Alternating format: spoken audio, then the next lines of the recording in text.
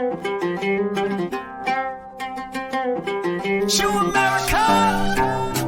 welcome to the Tong, where our loyalty lies only with warrior, and they will scrap only if I give them the order. And you feeling itchy, you got something to say? Just know we hop this way.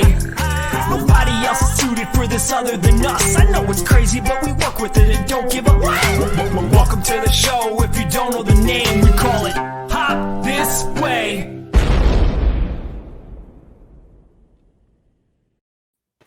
Welcome back, all our itchy onions, to the season finale of the Hop This Way show. Season 2 it's almost a wrap, folks. How you doing? It's your boy Zeus, and joining me as he does every week, the guy I like to call Money. You know him, you love him, Chew America himself, Matt Chew. How's it going, buddy? Hi, how are you feeling? I've seen, not all that great. I'm doing okay. I'm getting by. Just a little jet lagged without the flying. That makes sense. Well, I feel like a lot of jet lag is coming my way. I call it jet flag. With our pre-production meeting that lasted all of 30 seconds, I feel like we all feel the same way. So this is going to be fucking fantastic. That's awesome, brother. And Chew, right beside you, we have got the professor himself, our Tong Sifu. That is the master, Frank Zhang. How's it going, brother? Oh, hey. About the same. Also, I just dragging a little bit. Is this hitting a really heavy spot before we kind of get a break? Right. And are we all anxious for a break? What is happening with what Steph? The fuck is happening? What is that? What is happening with Stephanie Young, proud Asian hip hop hippie? Yeah, we can hear you. Oh, good, because it said my mic went out for a second. This was that weird contraption I got from my friend's house. Like, what is this? It looks like a giant whisk, but but in your hands, it looks like a deadly weapon. Oh, I know. Right? Just putting that out there. This is why I like watching Matt and Frank when they're practicing. I'm like, I'm watching those moves. I'm really intrigued. What's up, Derek? What up? Frank got his summer haircut. He did. It had to go. It was not about Will, hello. What's up, Will? Will, where are you again? I think you're in England, right? He's one of the followers from one of my other pages. But he always checks in every week when we do the show as well. But thanks for chiming in. I hope you watch the show as well. I hope we've reached out to some new viewers out there, because this is an amazing show that did get renewed for a third season. So, man, yes, I can't wait. And the biggest news we got, and I forgot to get a picture for it, and this is a bit of a spoiler, but we found out. Well, did we mention it on the show already, or did we mention it just on the page? I was paying attention to Derek's NBA Finals comment, but are we talking about something else now? Yeah. What are we talking about? Well, we're talking about Mark DeCostas. Oh, yeah, Mark DeCostas. Yeah, that will be. Wait, you're playing episode 3? That will be. I didn't see the news. Did this give any detail about what he's going to do? Wait, not yet. Hold on. I'm in the dark. What's happening? Wait, you know who Mark DeCostas is, right? Yes, I know who that is, but he's been confirmed for season 3 of Warrior. He has a very interesting background. He has a very fascinating background. Breaking news for me! Holy shit! You don't follow my page, don't you? Do you? What's up? Do you follow my page? I mean, to be completely transparent, I'm not on social media unless like I'm updating either our stuff or I have something to promote, and I haven't had anything to promote in forever, so I'm a ghost.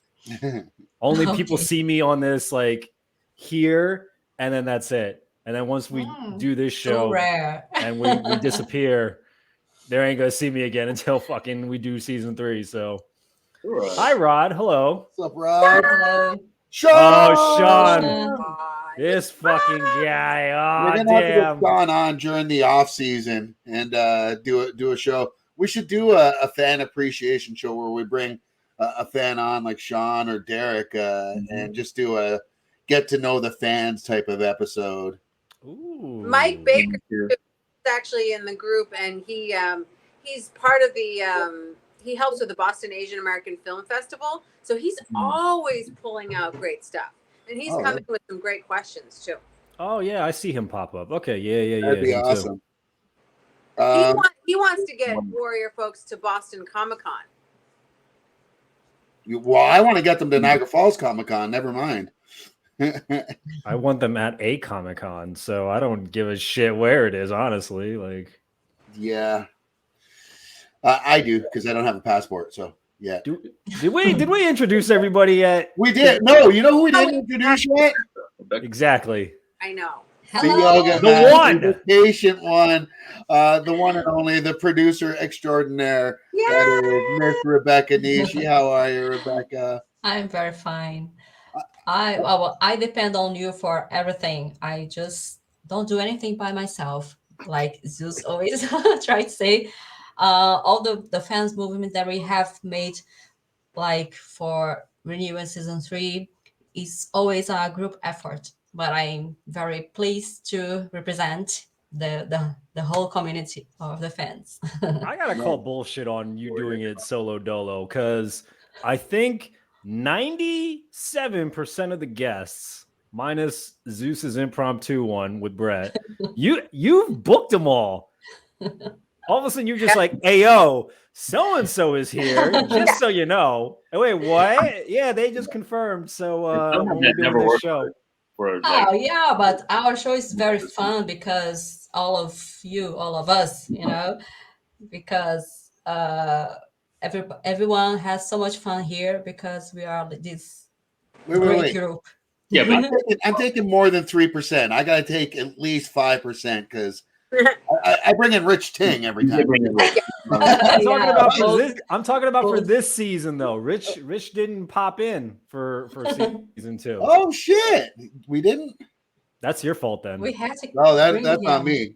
I just talked to Rich just a couple days ago too. That's on you. Damn, Rich, hi buddy. You can yell at Zeus. That's all him. But honestly, Rich is the original member, like the original first member of our extended Tong family, right? That is valid. He was the first one we branded in. So, although I don't think he did the Tong trial. No. He needs an authentic he needs to come back. Tong trial. There you go, Rich. There's a couple that have popped in from season 1 when we did it when we were the small little show, and now we're a little bigger now. There's a couple guests that fucking skated by. Now there's a few, and before we get into this review, because it'll be kind of a quick show, I think today. Well, our normal hour, but who are some of the dream guests you would like to see on this show? And I put this out to our whole Tong here, as well as everybody watching at home. Who is it? Who's that one actor or actress you would like see come on our show? Doesn't even have to be an actress; could be just someone that's part of the show. What about you, Dua? Shannon and Dustin. Oh, Shannon and Dustin. Yeah, those would be dope. If we brought Dustin on, I would have a hard time not geeking out over 21 Jump Street. Yeah. I'm just saying, like that was my youth. I remember him in VIP with family. I will bring up 21 Jump Street before VIP. Dustin Nguyen, criminally underrated. He's amazing. Was it? I think it was appropriately rated. No, Dustin Nguyen as an actor. Oh, you're fair. No. I wasn't talking about just that one thing. No. I thought you meant the show. I would like to have people from costume design.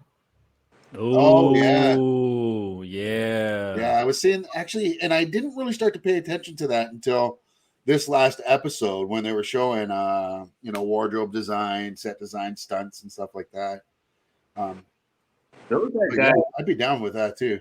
Some people behind the scenes. There was that guy that he got interviewed for one of the post episode little month. Warrior Con. Kenneth Lee, Kenneth something. He was one of the writers. He seemed like he had a lot of input too. Yeah, this is my dream get. Honestly, I would love to get Tropper on the show. Yeah. I think Tropper is honestly, and this isn't me just kissing ass. I think Tropper is the absolute best showrunner, the best writer out there today. I was a big fan of Oh my god, I can't believe I just lost his name. No, the writer that wrote the West Wing and also did the Newsroom. Oh, it'll come to me later. Oh But yeah. he's known for his writing, and he's a great writer. And that's what JT reminds me of. Like he gives you a great story as well as great backstory with every single character. There are no throwaway characters on this show, and I think that's what makes this show work so well. A So lot for of me, blood. JT is on the top of my list. Hun Lee. Who's that? Sorry. Hun Lee. Hoon. Yeah. Oh, right, Come on. Oh, right. I want to change my answer, but no, I don't. Aaron Sorkin. Thank you, Derek. That is exactly who I was thinking of, was Aaron Sorkin. But yeah, Hoon would be great. Hoon. Koji. Obviously, Koji. Oh yeah. Taslim. Yeah. Taslim would be dope. Taslim would. I think he'd be like top on mine. Honestly, I think he would be the top. yes. What did And you then hear? Diane Oh right. and Olivia. Oh, damn! Yeah. I would love to get like the prime 2 female leads somehow, some way on here. One of them would be great. Both would be fantastic.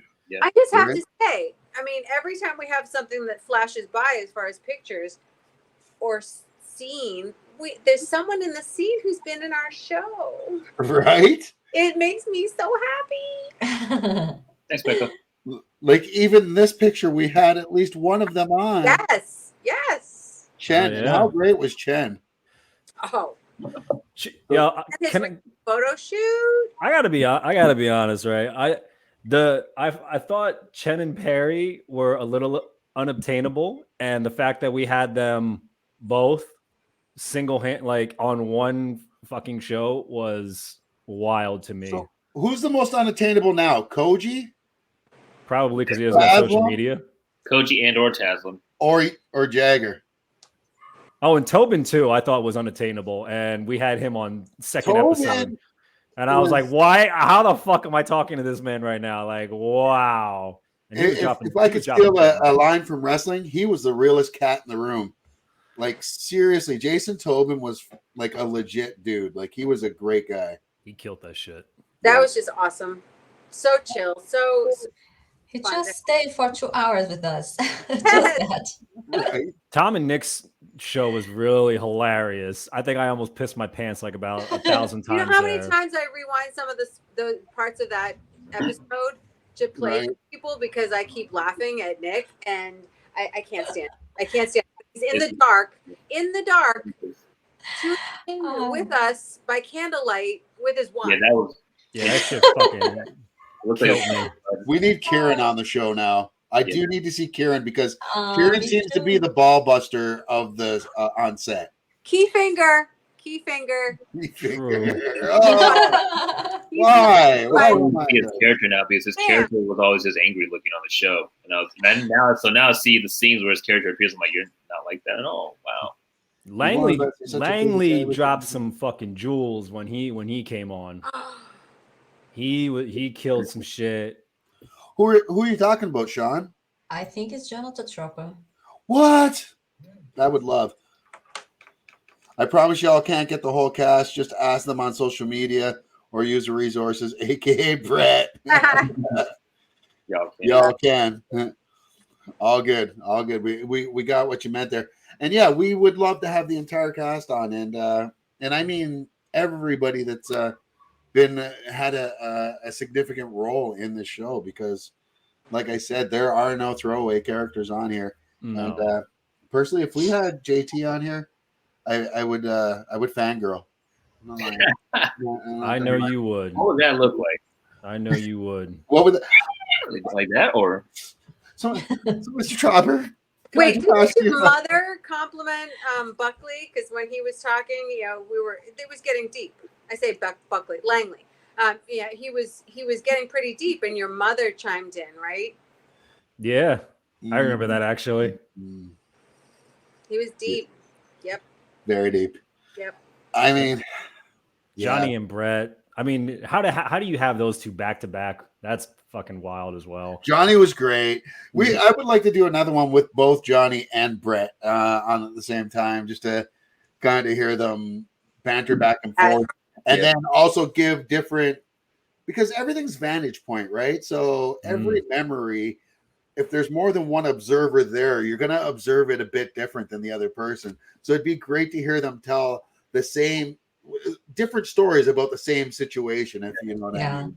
Yeah, they're different points of view on working with each other. Yeah, exactly. Or just on the show in general. So what they're seeing, what different things that they're seeing. Like you were saying, vantage points. Yeah. Yeah. I See don't how know, man. excited I'm getting just talking about the prospects of having people on here. We haven't even gotten into the. Who cares? It's our Yeah. season finale. We're technically recapping our season as well, which, by the way, what a fucking jump from what we were doing to what we are doing. Like, right? Can we like have like a little reminiscing moment about that? Like, Matt, are you the only one that's been here since episode 1 with me? I have, yes. That's right, right? Yeah. We had 2, right? Yeah, you hopped out. Everybody else hopped out on the second episode, and we've been the same crew ever since. Frank was the third. Frank was the final character. Oh, I don't care. I remember there the final boss. He was a final ultimate. Well, I got some really cool auntie points from the kids. So I actually was in Western Mass for my niece's quinceañera. And the boys, my 9 and 12-year-old nephews, of course, I said, well, do you know Halo? They said, yes, because they're too young to watch Warrior. So I told them, I said, well, guess who we had on the show? And I told them about Brett, and I told them about Johnny, and I showed them pictures, and it was such the cool factor. I'm the cool auntie. You're the cool auntie. Yes. Yes. And Mulan. And you know who watched? Oh, I love it. Speaking of Johnny, figured we'd show him some stunt work there. The two legends right there, Brett and Johnny. The Asian I invited the other guy on that picture, but I think Johnny? What? The blonde one with Johnny and Brett.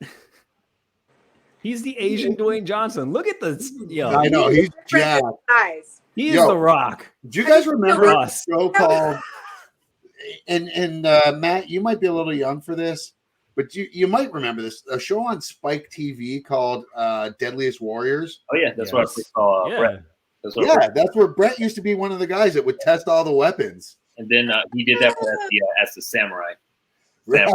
But yeah, it was cool because I remember. I mean, one of the things that I would always talk about with folks the most about the show is the action. It was great, amazing to talk with the people behind that. So, man, dope. So it was still a little surreal. That part's still a little surreal for me. I think that's the more surreal part for me this season.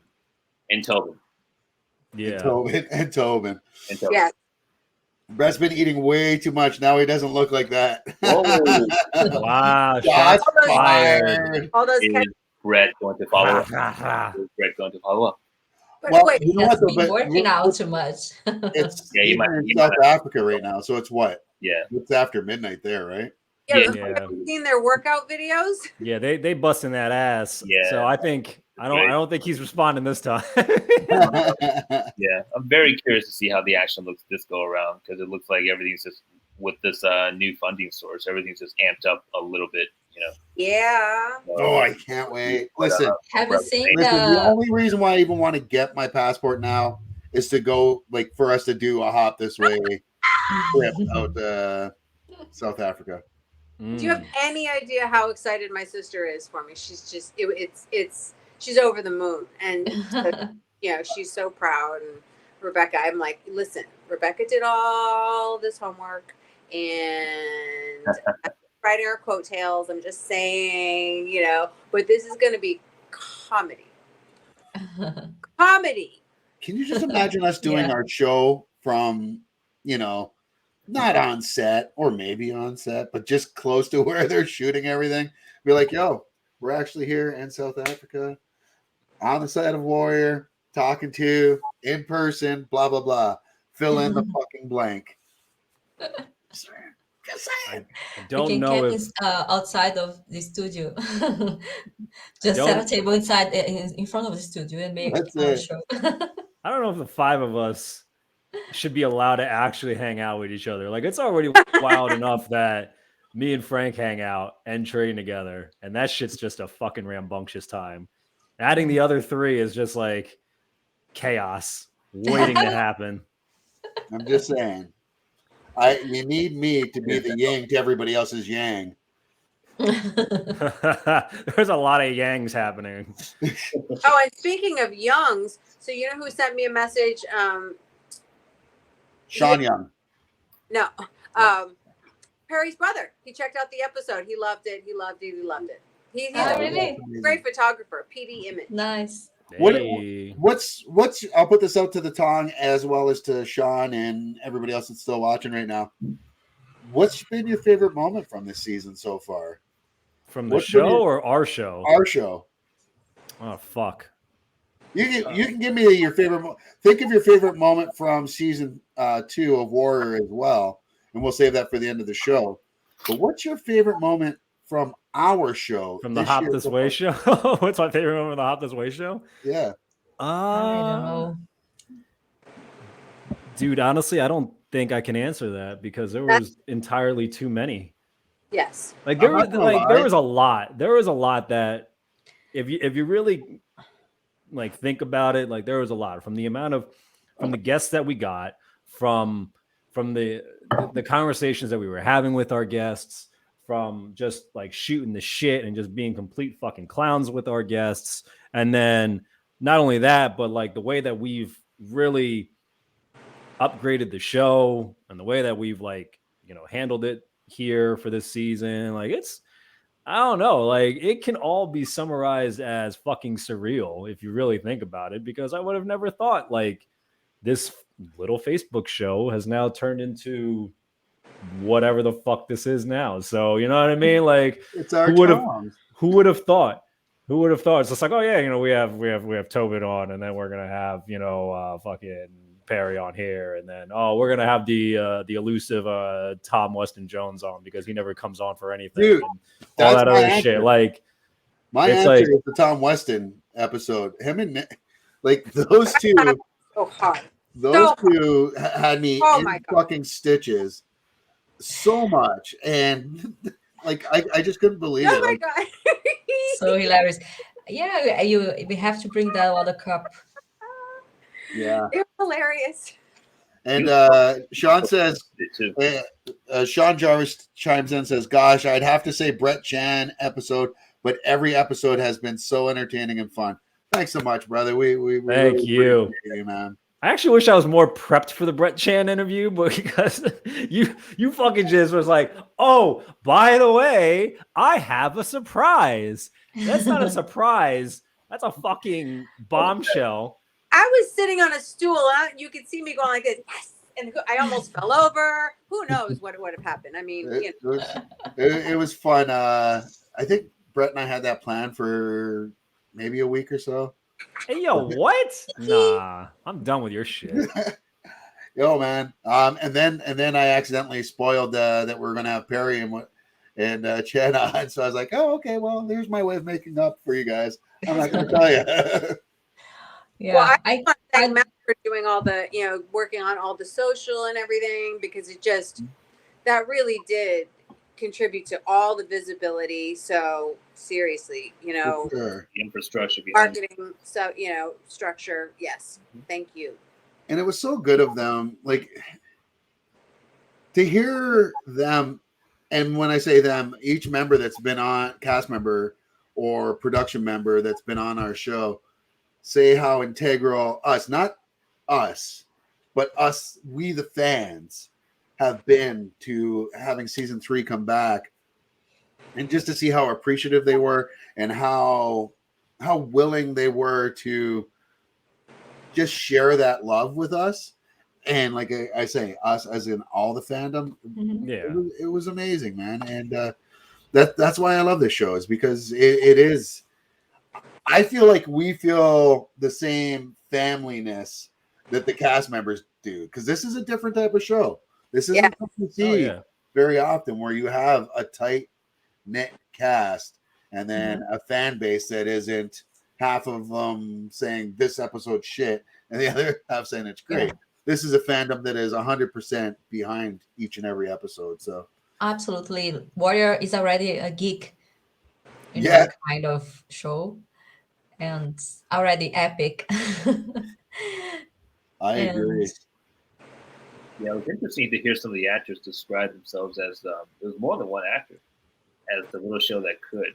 So because I kind of viewed it that way. Then again, I'm not behind the scenes, so they're probably referring to more as far as production costs or other aspects. But for me, the show and the story and like the shit about it with you guys, it's like in a weird way that it has a weird connecting ability. So it's something about the way it's written, something about the topics that it's writing about, and something about the way everything connects with the acting and the characters. Like it's a way to kind of connect people in a weird way. Absolutely. I think the timing is very key also, because think about how much we pushed for this show. So it really was the fans, and we were all really loud, and we know why the show wasn't going to have a season 3. So the fact that we made enough noise over pandemic, everybody's stuck. So there are new platforms that are really, kicking off. Streaming is getting much more prevalent because people can't go places. So now you're really paying attention to these changes. And then because we were loud, even over the streaming levels, it's going from platform to platform. And we really did make it happen. So there's that portion that we have a stake in this. We have invested ourselves in this, and they are family. And so they show that appreciation, then you really feel like they're a friend in a way. Yeah. And then they come on our show and they do interact with us like friends, and then stay longer than they're supposed to, shoot the shit with us, laugh at us, and goof off and be serious. And it's just priceless. Priceless. I like to think that we influenced a lot on that, because we were making a fundraising for buying time during the Oscars commercials, that we would ask for attention of Jason Tlar, CEO of Warner Media, and we were about to expose him at the Oscars, like, come on, renew season 3, give voice for the Stop Asian Hate, movement. And so they just announced the season 3 renewal 1 week before the Oscars. That's why we had to change and posted that article on Variety. So I like to think that we kind of influenced the that announcement. I don't know. So what you're saying, Rebecca, is we're solely responsible for everybody seeing this. Our show Warrior has the best fans. You guys have shown us so much love and support. Now we have something to share with you. Against all odds, we are back. Come and find me. Thanks to you, we're back. We're back. But we're being cool about it. So, we're back. We're back.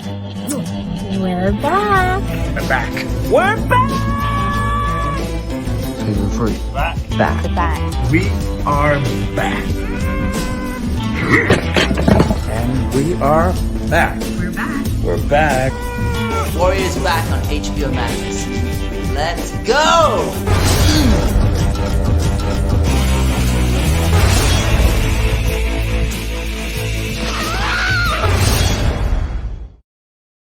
It's funny seeing that, just Tobin's part, because it's like, oh, that story just never leaves me. Right? Yeah.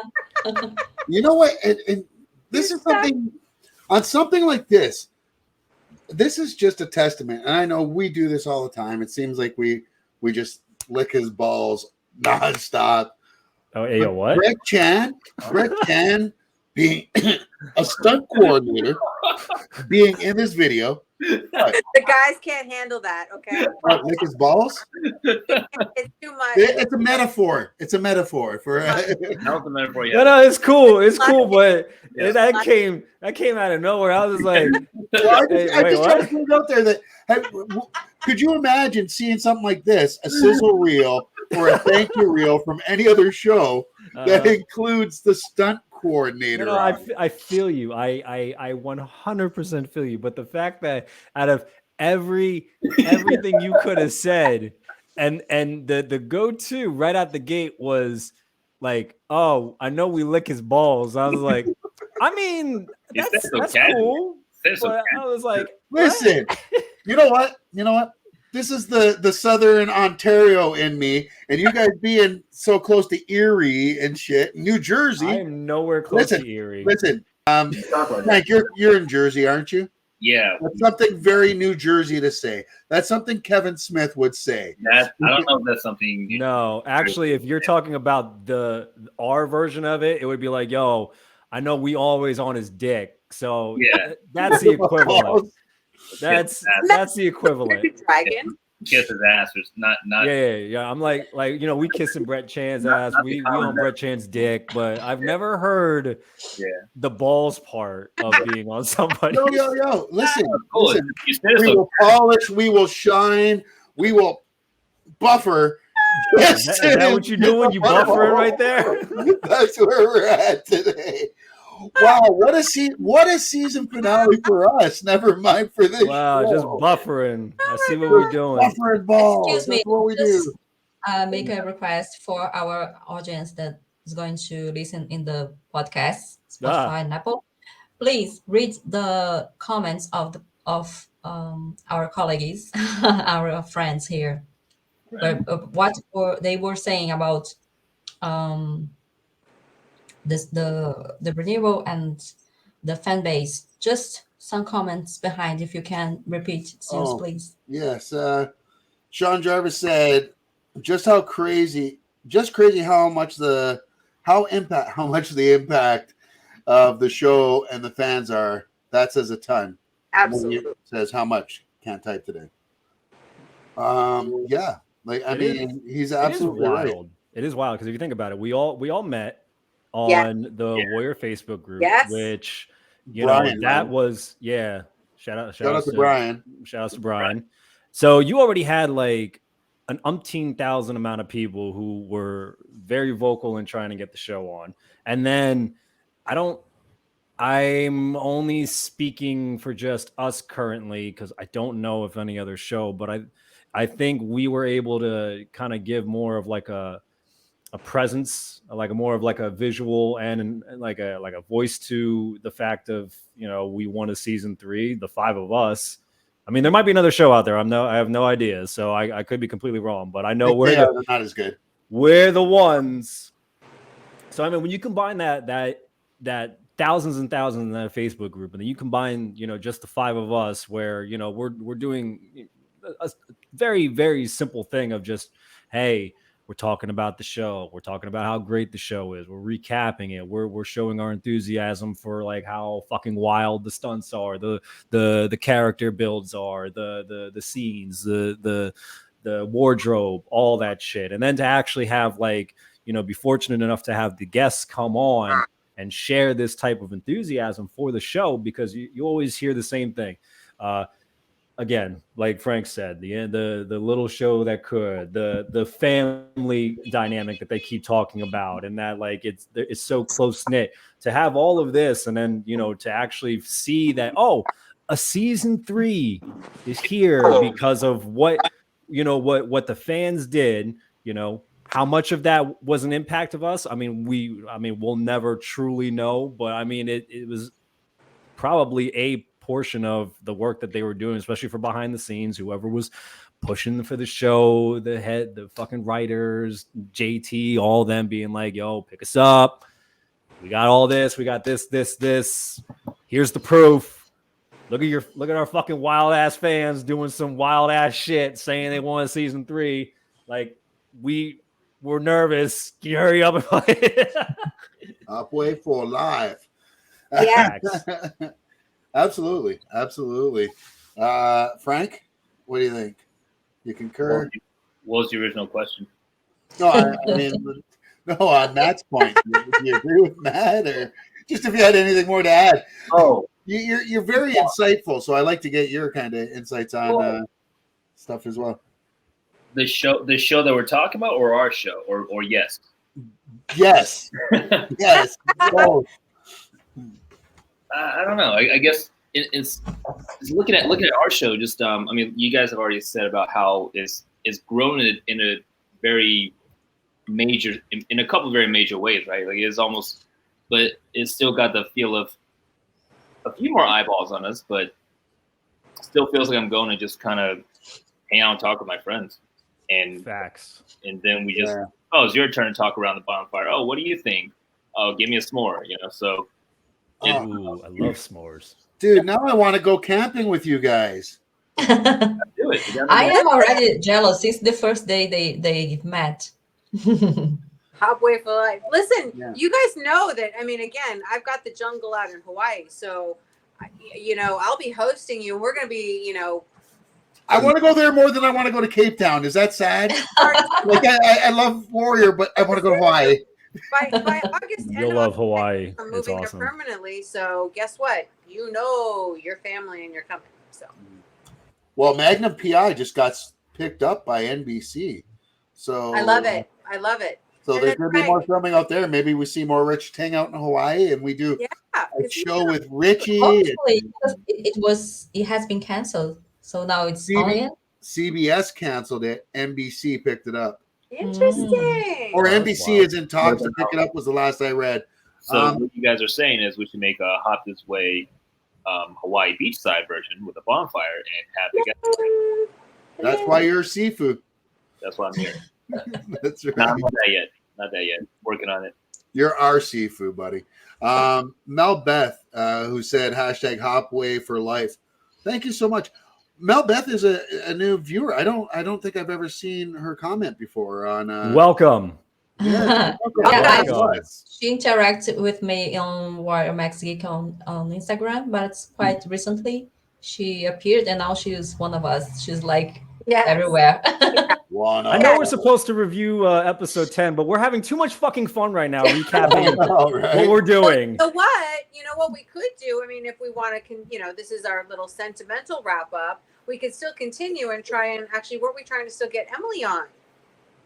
Well, we're still going to do more shows throughout, between now and when season 3 starts. This is just our official end of the recaps. Yeah. Yes. So now we know what our next agenda is. We're doing bonus episodes just randomly. Mel, have a bearded dragon. That does look like a bearded dragon. Yeah. Oh, nice. What is your bearded dragon's name, Mel Beth? And she says, "I am everywhere." LOL. Reptile mommy. LOL. So should we get into it now? Yeah, let's get into a little bit of it. I mean, as we keep getting more questions here. Sonic. Hey. Sonic, the bearded dragon. I love it. Well, there's no real way to segue from Sonic into the man on the wall, but hey, you know what? Instead of letting me try to flop all over the lines and try to say what's happening in this episode, let me just show you this.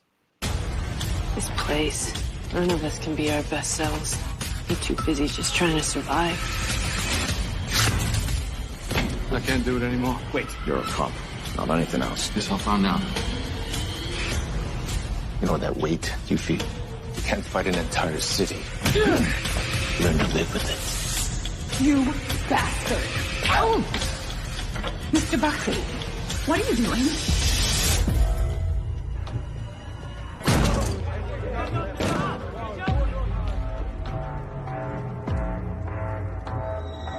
So, who's buying? What happens now? Now I finish my drink, then I'm thinking I'm gonna kick your Irish ass in front of all your buddies here. Are you gonna talk, or are you gonna fight?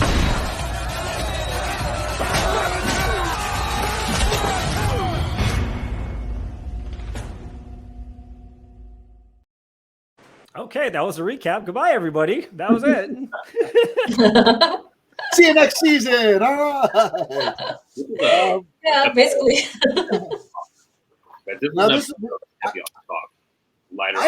Sorry, go ahead, Frank. What'd you say?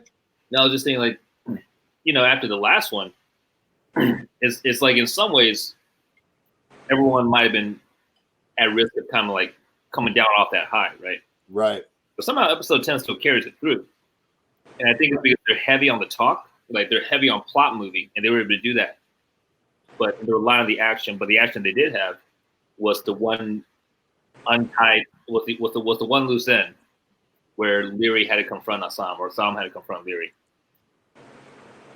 Yeah, I mean, this episode did have it all. Like you said, it had the storytelling, it had action, and it left you wanting more.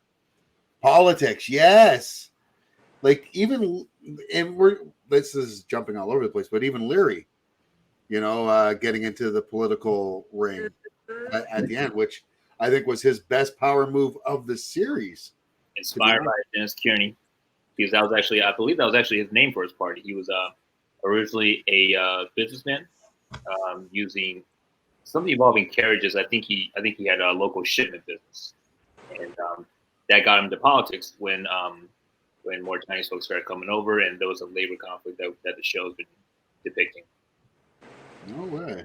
There's one line that Atwai told Asan that touched me, because she said, we didn't have time to be good people because we were trying to survive, so busy trying to survive. And like we needed a hero. So, for our people to remember.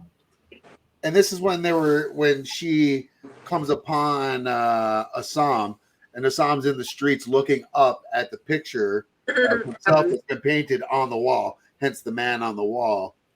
And yeah, that was a great moment. And this is what I love about Assam, the character of Assam, is he is, as much as he doesn't want to be, he is a selfless hero. Like he looks over at a toy, and right away, everything else that's going on in his world is like, oh my God, my best friend looks like she's about to die. What happened to you? What can I do? And he helps her back to her room, like her brothel, if you will. Yeah. And he says that that paint is going to fade out sometime. It's not like a big deal. And she keeps saying that he has like some responsibility now. And he says, Young Jun is the leader of the Tong. Right. And she replies, there's not him at the wall on that painting. So. Yeah. Direct need a hero, not a leader. But at the same, this whole same episode, there's the conversation between Father Jun and Young Jun. And it's like the passing of the torch conversation. And, some battles, you need to know which battles you don't fight, choose your battles. That was such a key scene, and then you start to see Young Jun absorb that. Mm-hmm. It's just awesome. It's the changing of the tides. And then at the end, Father Jun saying, look out for my boy. I was just going to ask that. That emotional portion that we never had, the father-son portion we never saw. And then at the end, you could hear it. You're like almost choked up, like, look out for my boy. That was going to be my next question to the group, and I'm going to put it to Matt. So we see Father Jun and we see Chow bright and early in the morning, and Chow's like, yo, this is early for you pack. And Father Chow's like, where are you going? And he's like, America's a big place.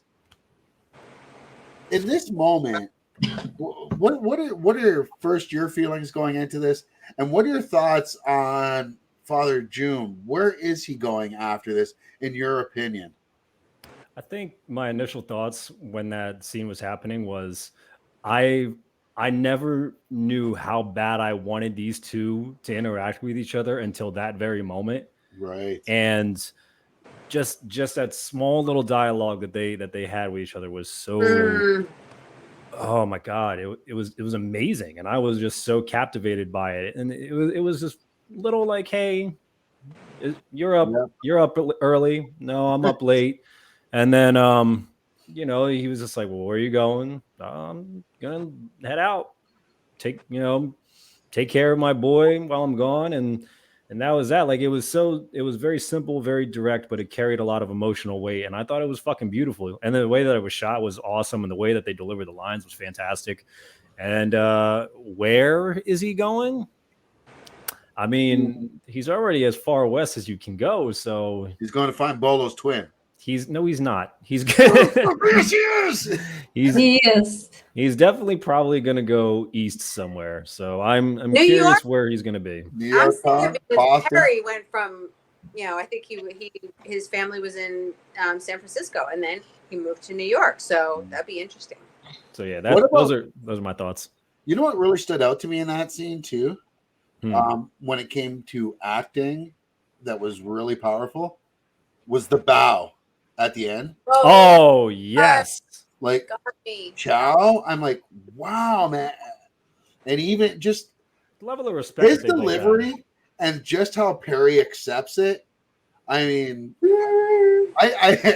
I've seen this I don't know how many times, and I'm like, you guys know me. I'm that guy. I'm starting to tear up a little bit, and I'm like, what the hell, man? I've seen this a million times. But this time it hit me different than it ever had before, because I was paying attention to the acting at that point. And because it was a very with everybody throughout the last two seasons, the way that they've all interacted with each other, those two never interacted with each other until that very moment. At least from what I can recall, I think they never really had any type of interaction with each other. So this was the first and only time they had a conversation. So that shit, and we see how influential Chow is amongst everyone in Chinatown. And then you see how, Perry, sorry, we keep changing between the two. We see how Father June is very, influential in his own Tong. So to have these two meeting in the minds of just history, just have this almost very normal, common, casual conversation, and then it's just like a lot. It really is a lot. I think that they interacted only when Asa arrived, because Hong. That's right. The very first season. Chow took him. But that was a group setting. That wasn't a solo one-on-one, nobody around type of deal. This one had the same energy. Just adding to this scene, because Perry and Hong Li are so big actors. Mm-hmm. The scene is very powerful. You can feel it. You can feel this power. Same energy as like a De Niro and Pacino. Yeah. It's like, yeah. All right, we got these two on set, on screen, and the camera can't handle having this much acting ability. Perry was looking fly as fuck in that suit. I don't care. I was like, yeah, that look always looking fly. I was like, I like that. I want that jacket. Fly, that was getting mentioned. What's that? Say it again? I stand corrected after rewatching this episode about Father June's eye not getting mentioned, because when they were talking about after he had kind of officially stepped down, after he had this conversation shown in that picture with his son, Assam and Young Jun had that conversation. And I think like he was young once too. And said, "Nah, man." He came out with that dead eye and that look in his eye ready to scrap. So, or that dead eye and that what else do you say? I forget what the other line was. I remember the dead eye. The beard, I think. Yeah, the beard and the dead eye. Yeah. He came out old. And going on here too. So, yeah. Young Jun had some tears in his eyes on that scene with Assam. Yeah. It's very, very touching. Well, and let's talk about Mai Ling wanting to meet up with Young Jun at the beginning too, and trying to work with him. And Young Jun's not having any of it, and he's just throwing everything in her face about the Feng Hai, and she's like, the Feng Hai was a mistake, and there's no way it's gonna work out. And she drops the bombshell that Assam is her brother. Mm-mm. I mean, wow, bombshell. And she's like, I forget how she put it though. But she's like, I didn't want a war with my brother or something like that. Yeah. I'm not your brother. What are you talking about? Oh, when I heard her say that, I was like, Oh shit! No, and she then didn't. nobody knew what was happening except for Taslim and Koji. I'm sorry, fuck, god damn it, Assam and Leong. God damn it! So you just see them go like, Hong even stopped shit. eating. Oh, when he found out, oh yeah, he's our. But see, if you watch her face very closely, you saw, this is a credit to Diane. If you watch her face, you can see the exact point where she switched. She switched. She went right into mechanical mode and went right into, yeah, I'm going to do this. Straight attack. And she just delivered it. It was like that cold, just look at her facial expression. She did a fabulous job. That's when you saw it. You're like, oh, shit. Ooh, that was. And she's been one of the unsung heroes, I think, of this series, because we don't talk about Diane nearly enough. And Mai Ling, I mean, she's been a power player since day one, and this season's been no different. I mean, if there's someone that's the puppeteer of the majority of Chinatown, it's been Mai Ling. Like, even when her husband was still alive. Yeah. She wants blood in the streets. She definitely carries the second story like very well. Like you have like the main story that they're talking about, then you have this underlayer that she's been fucking dragging. And I think now in season 3, I feel like that's finally gonna make its way to like the main thing. So now we really gonna see her start flexing on season 3. It's gonna be fun. We actually talked about if Asa died, that she will be the main character. Remember? Oh yeah, that's right. Because we don't know where Koji's career is going. Koji's red hot right now. And I mean, depending on the success of Bullet Train, and I believe there's going to be a Snake Eyes 2, or there'll be another G.I. Joe movie that'll have him as Storm Shadow again. So, I mean, it's going to be tough to keep a lot of the top tier actors on this, I believe. Well, it also is going to depend on what roles that they're actually booking and how much they're actually going to be needed as well. Right. So just because Koji, like he did Bullet Train and now he's doing season 3. We don't know how extensive his character, how many scenes he actually had in Bullet Train. We just know that he was in it. Yeah, so who knows how long like his shooting days were. Maybe it wasn't all that much. Maybe we don't know how extensive his character was. Maybe he's not in it that long. But maybe in the Snake Eyes movie, he was number 2 on the call sheet. Yeah. So I mean, I think it's going to vary. It's going to vary on what projects like everybody's going to be a part of and things like that. And when Friends were like the biggest television show, and Jennifer Aniston was like a superstar, she could do both. Yeah. To be fair, that was near the end of Friends, though, where like when she was still doing Friends, she was maybe doing one movie a year. But it's also not. It's also not just Koji. That's bam, bam, bam, bam. But it's also not just Koji that could be in that. Taslim. Yeah, you have Taslim, who's always been doing shit. You have Olivia now, who's popping up now. You have Hoon, who's who's really putting in some work now. You got Perry, who's like again now since everything's opening back up post pandemic, he's back out there again. Like these guys are. Chen Tang. Oh yes, like he's been popping up too. Like there's a lot of A-list talent on this show that we got to be very mindful of. Like because of all that's happening around, story might change. And hopefully it doesn't. But right. it's not solely just the main character of the show. There are a lot of characters on this show. Well, I think they will prioritize Warrior. Brett turned down second season of Halo for Warrior. All right. Wow. And Langley's got a movie out right now that's dropping on Netflix. Yeah. So Langley putting in work too. God damn it! So and Langley is a fucking strong they're all strong actors. I was gonna say everyone. Langley's dope though, man. Like, because I went back and watched a lot of the shit, and he is an intense actor, and he gets into his role. So, I mean, sky's the limit for that dude. Justin Lin just announced that he is producing a live action One Punch Man series. Right? So I've never seen One Punch Man. I know the character.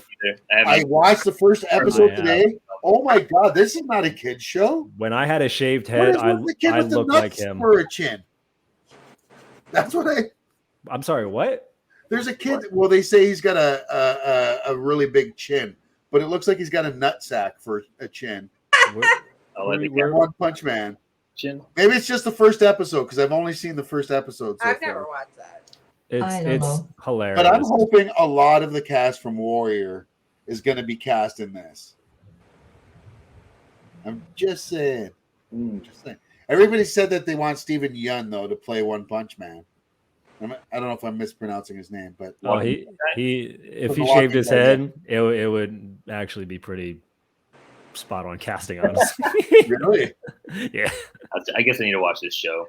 Yeah. I think it would be kind of in all the best ways though. It's ridiculous in an adult way. It felt because it's spoofing. It's an anime spoofing anime.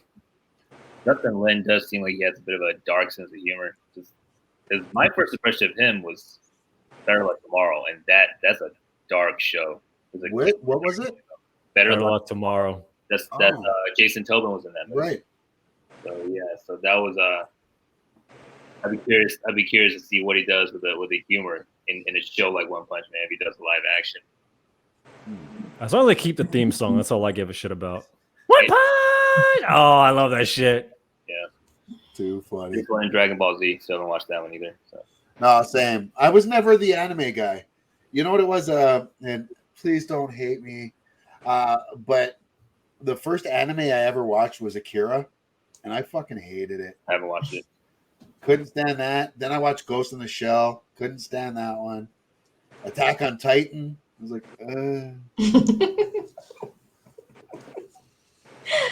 But Teen Titans Go. Sorry. That's my anime rant. Why don't we talk about the show though? I'm trying to think what else in this episode Mrs. Blake being locked up in an insane asylum. Well, and because the Mayor Buckley stabbing himself in the shoulder, we saw a preview. Thanks to them out. I was like, screw it.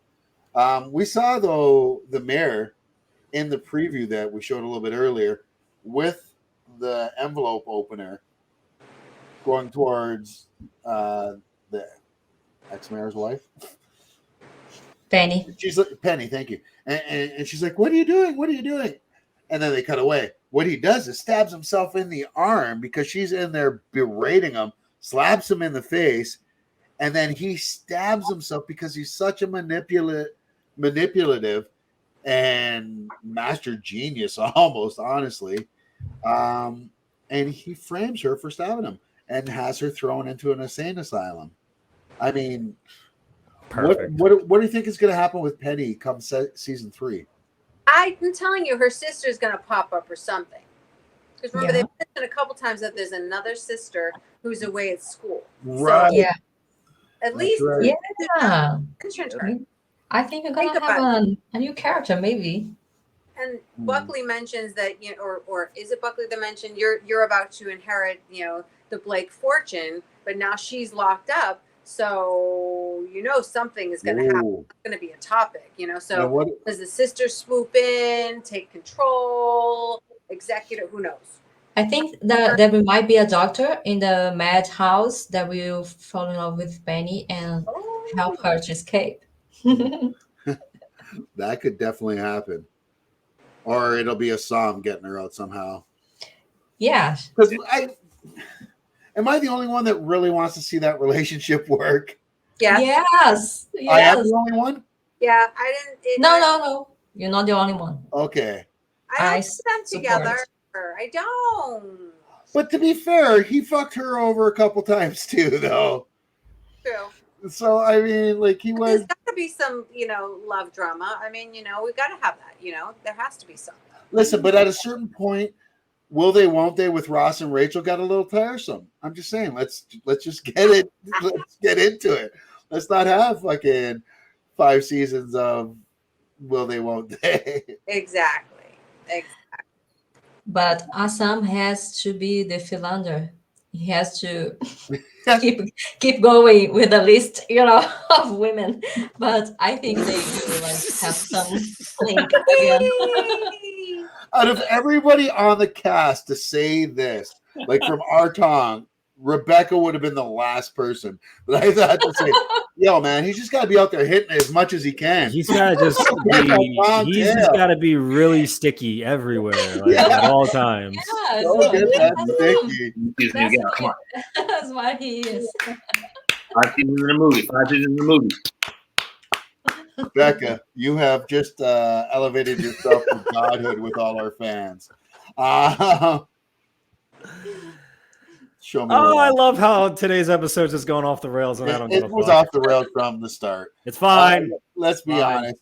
You know what? Talking about off the rails, right after kind of not the opening sequence, maybe halfway through the episode, we see Assam kind of looking over the picture of himself on the wall, and you can tell he's having that self-reflection and feeling like, it looks like he's going through the imposter syndrome. Almost, you can see him, just like why am I up on that wall? Everything, because in his head he feels like he's done everybody dirty, and he probably feels like he deserves everything.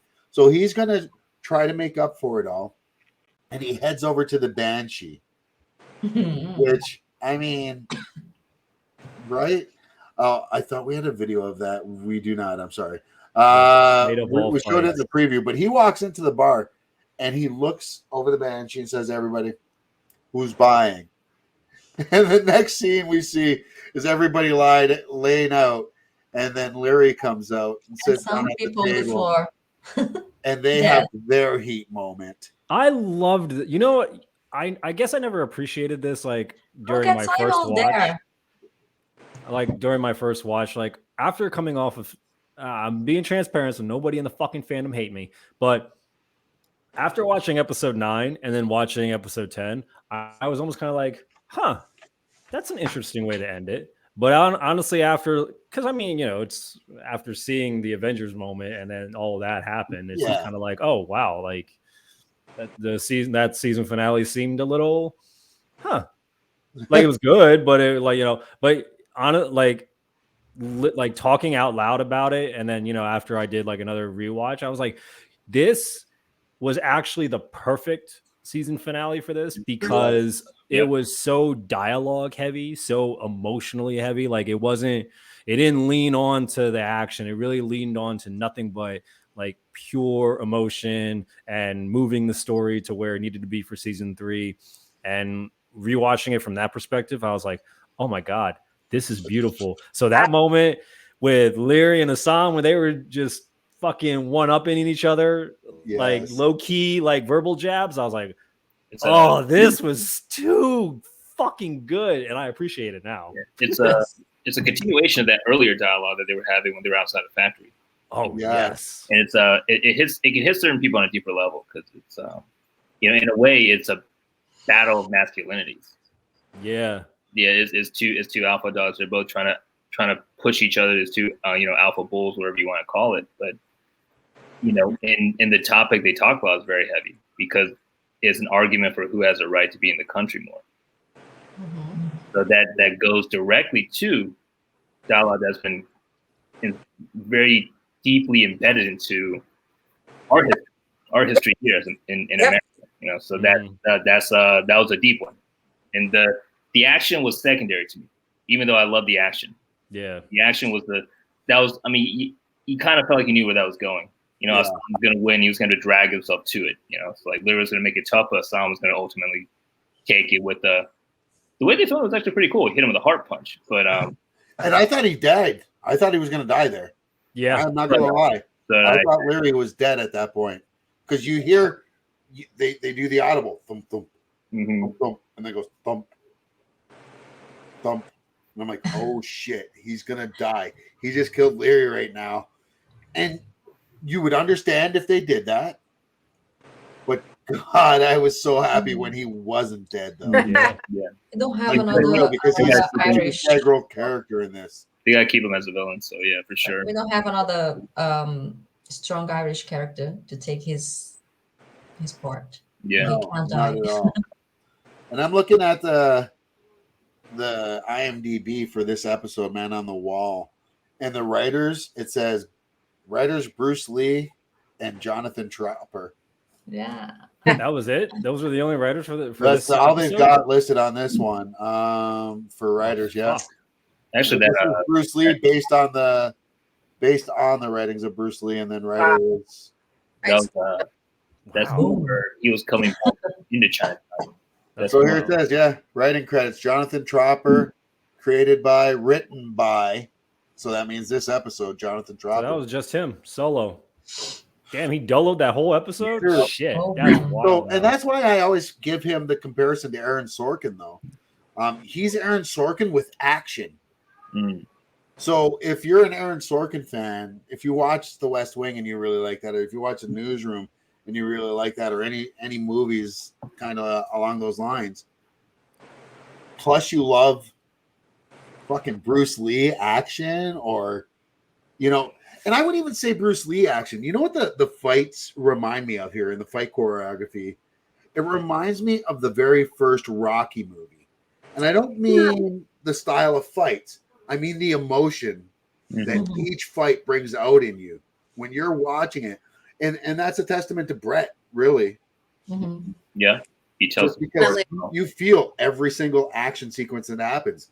There's not much like JT and his writing of characters. There's no throwaway fights in this. It's No. Yeah. Speaking of throwaway, I'm sorry. Go ahead, Frank. No. Oh no, I was just gonna say, just following up that last scene, like when Koji has a good moment too when Assam comes back into Chinatown and he looks at the picture again, or he walks by the mural again, and I think he kind of non-verbally said it. I don't. When I saw that, I was kind of like, huh. Assam's not gonna tell anybody about what happened. No one in Chinatown's gonna know about what just happened. Yeah. Very That's true. him. He's selfless. But Jason Tobin told us that in the first season, he wasn't on the scripts, but in the second season, when he was reading the scripts, some scenes of his action was actually there. The writers put there, like now Young Jun put his knives out or something like this. So something of the action comes from the writers too. But of course, Brad Chan is the magician. The man. He's the man, honestly. So let's finish up this episode real quickly here. So we saw Assam confront Larry, and then the big fight. We talked about it. That heart punch on Larry, and Larry just dropping, and us thinking that he was dead. Assam walks away. He's like, if anybody, any Irishman comes to China or to Chinatown, I'll come back with an army. Fucking army. A fucking army. And then he walks off tall, and then you see once he's past them all, he's like, oh fuck. Yeah. Oh shit. The way this ended up, and we totally missed Lee's story as well on this, because Lee had a great story arc and it left us on a bit of a cliffhanger as well. He left. went back to that same bar with the same bartender that almost got him killed. Mm-hmm. Hooked up with her again after quitting the force. And, that dialogue with him and Bill. So much one-on-one where it's like, fuck. What about Bill and his wife? Right. Oh, that one too. Damn, like Bill, and oh my god, Kieran's acting right there. Like he's the asshole here. He's the asshole here, and you feel for him so badly. You're like, oh, we my love God. Bill. But Bill makes so many wrong decisions, as Larry tells him in the Banshee. Yeah. right? Exactly. Yep. They have a great moment where they're both consoling each other for their losses. And even Leary's like, yo, she'll come back to you, blah, blah, blah. And then at the end of the night, he's like, yo, you still work for the Feng Hai. You have receipts coming your way, basically. Yeah. Yep. So. And that Bill says, it's not going to happen again. And I love that one. Says, but it did happen. So yeah, you have to pay for that. So, yeah. That's and for then one you. of the last scenes we see of the show, of this episode of the season, is Tobin looking up at the man on the wall, the painting of Assam. And this scene says everything about where season 3 is heading. Whether we may be right in our assumptions or not, it will tell everything about season 3, I believe. I don't know. What do you guys think? So what are your overall thoughts of this final episode, and what was your standout moment of the season? And then we'll get out of here. I'm going to start with you, Matt. So this episode here, again, I liked it on the first watch. I loved it on the second watch because I love the fact that a lot of the stories ended on like very personal notes, like very one-on-one times with the characters, not like group settings or anything like that. It was very personal one-on-one conversations, which I was like, holy shit, like that's kind of wild. Even the whole, Leary Assam thing, like, yeah, they had their personal vendetta of the fucking throwing their fists, and then they also, had their conversation, which low key second watch, I also saw how Leary kind of smirk throughout the thing. Yeah. Of the like a little respect, kind of. I don't know where that's gonna put him for season 3. He might just be like, maybe fuck you. I don't know, but we'll see. He ended up as a politician, so we'll see. Politician, yeah.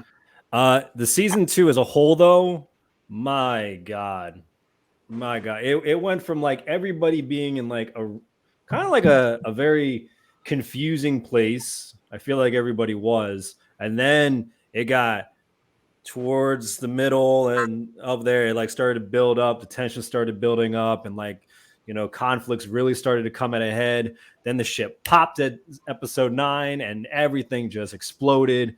And then it came to this very quiet, subtle conclusion of ending in words out of everything, all for season 10 to wrap it up.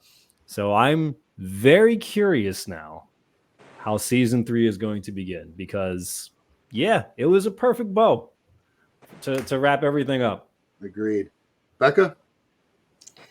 Yeah, I guess now that Leary lost the fight, he will try to damage Assam through politics. Smart move. I think so. About Yeongjun, I don't know. I think in the beginning of the season 3, he will be still like thinking, and I think Hong will play a big part on bringing them together. Yeah, agreed. Steph? Season 2 is a doozy. That's what I tell people. But this, everything that Matt said really about how it was so, impactful, and then boom, this quiet but, purposeful episode. And it really did lay things up. So what do I think is going to happen? I think there's definitely going to be some power struggle between Assam and Yeongjun, because this is a bomb that was just dropped. So he's going to make him, Assam prove himself a little bit somehow. How that's going to happen, don't know. But I agree about Hong being like that person who levels, the two of them. But they laid up a lot politics-wise. So think about what Buckley was, he started this whole meeting and he's saying, well, we're not going to this is how we're going to go and attack. We're going to shut down their businesses that are all their bread and butter. So the politicking is already happening. They already laid out how they're going to start attacking the businesses. So that's how it's going to start. Something's going to happen. And then you're going to have the Hopway trying to fight for it. And it's going to be blood in the streets. Blood in the streets. Agreed. Frank. I think this season was like an amplified season of season one. Season one started off in a big world, then it's hyper focused on a couple of characters in the middle, then it expanded back out to the end. I think season two kind of did the same thing, except now the world's getting bigger. Lyra's going into politics, and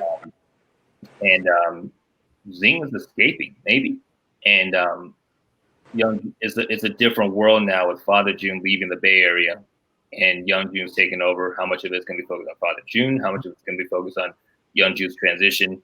What's going to be that dynamic between Assam and the Longzi and the Hopway and Mylene, right? What's going to be the role of Nelly? So there's a lot they did a very good job, like Matt was saying, just transitioning off of that spike from episode 9, and just laying out the setups while being reinvested kind of into the story again. It's almost like they had to remind us, hey, there's this big world out here.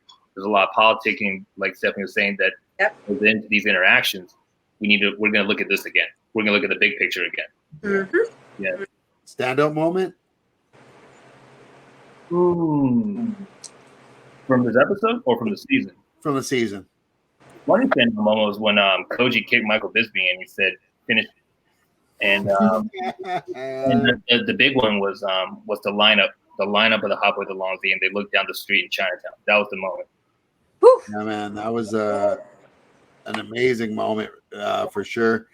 And the Michael Bisbee one, that was one of mine as well. I absolutely loved it.